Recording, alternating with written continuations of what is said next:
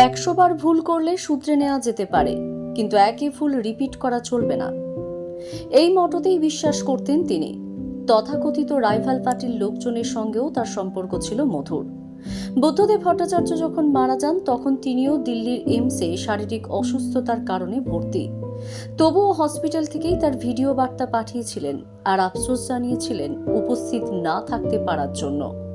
গত 12ই সেপ্টেম্বর ইহলোকের মায়া ত্যাগ করে চলে গেলেন সেই সীতারাম ইয়েচুরি। 1977 সালে প্রাক্তন প্রধানমন্ত্রী ইন্দিরা গান্ধীর বাসভবন। দিল্লিতে তখন পড়ুয়া আন্দোলনকারীদের সমাবেশে গিজগিজ করছে মানুষ। সাদা কুর্তা পাজামা পরা কোঁকড়ানো চুলের এক যুবক বক্তব্য রাখছেন এবং তার সেই কথাগুলি মন দিয়ে শুনছেন চিরপরিচিত এক মহিলা।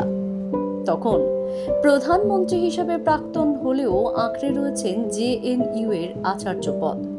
সেই পদ থেকেই ইন্দিরা গান্ধীকে ইস্তফা দেওয়ার জন্য চলছে জেএনইউ এর ছাত্রনেতা সীতারাম ইয়েচুরির নেতৃত্বে ছাত্র আন্দোলন।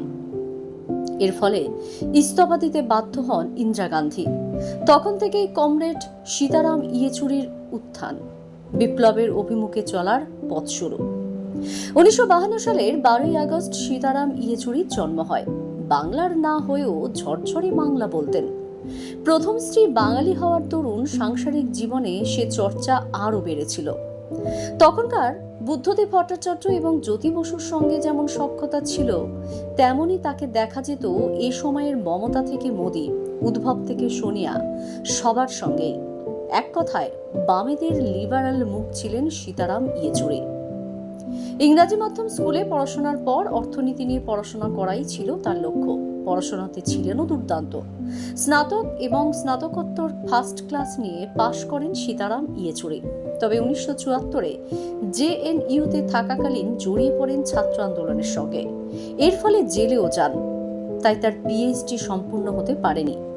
কাজকে তিনি বরাবরই প্রাধান্য দিতেন। 1975-এ পলিট ব্যুরোর সদস্য হওয়ার পর 2015 সালে তিনি সাধারণ সম্পাদক হিসেবে নির্বাচিত হন। আমৃত্যু তিনি ওই পদেই ছিলেন।